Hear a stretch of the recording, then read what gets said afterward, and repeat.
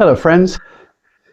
Harvey Penick, with his customary brevity, managed to fit quite a lot about the Waggle into about 3 inches of text. And his first remark was about the concept that it got the juices flowing. He thought it got the adrenaline flowing. Now, it's been my experience over the years that I don't play particularly well if adrenaline is flowing. I need a little calm, but that was what he thought it had accomplished. And he thought it was a mini practice swing. Most certainly it is, and he thought that that would relax you. Now, to me, those are mildly contradictory ideas, adrenaline and relaxation. But anyway, the next thing we certainly agree about, which is that you can do too many of them. It can be quite laborious and difficult to be around. So 1 or 2 is fine. And he cited how Ben Hogan said that if you do 1 and then get on with the swing, that would be okay, but more is not good. So he said, don't groove your Waggle, was his remark. And then Bobby Jones, obviously a generation earlier, thought that if you ever saw him take 2 Waggles, he was probably hitting a bad shot.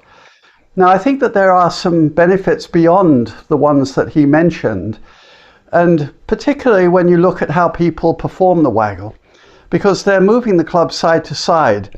I always talk about it being a windshield wiper blade. Now, my preference is that my clients do it in a somewhat wooden manner with the shoulders being turned. But even if it's being done with the wrists, you can see how the shaft of the club might be viewed as a windshield wiper blade. But I think that the attendant benefit is almost bigger, which is that while you're waggling your feet, a miniature golf swing, as he pointed out, you'll see that good golfers are actually subtly moving their feet, 1/4 of an inch here or there. Because as you waggle, you can tell from your balance, which I know, get from our ears, but also from the soles of our feet.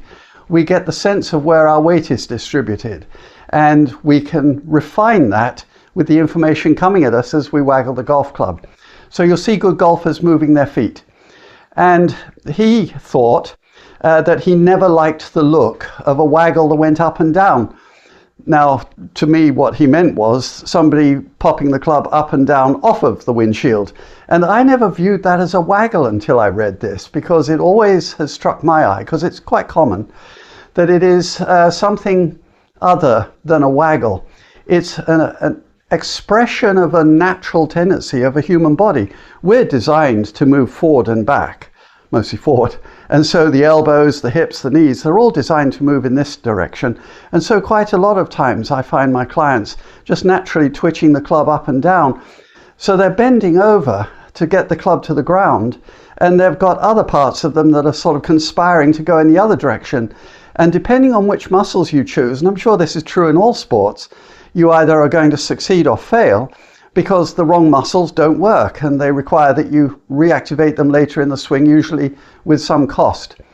So I would suggest that once you extend and bias your arms, you've got the back shape correct, you've got your upper arm touching your chest, these are constants.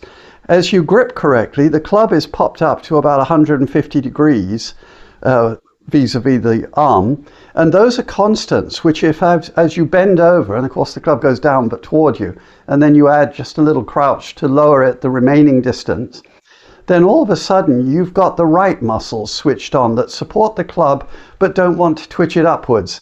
And that's when you can throw in the Waggle, check your distance and height from the ball, and then proceed. And so to me, the popping up and down, as he called it, an up and down Waggle, is not a Waggle at all. It's something else.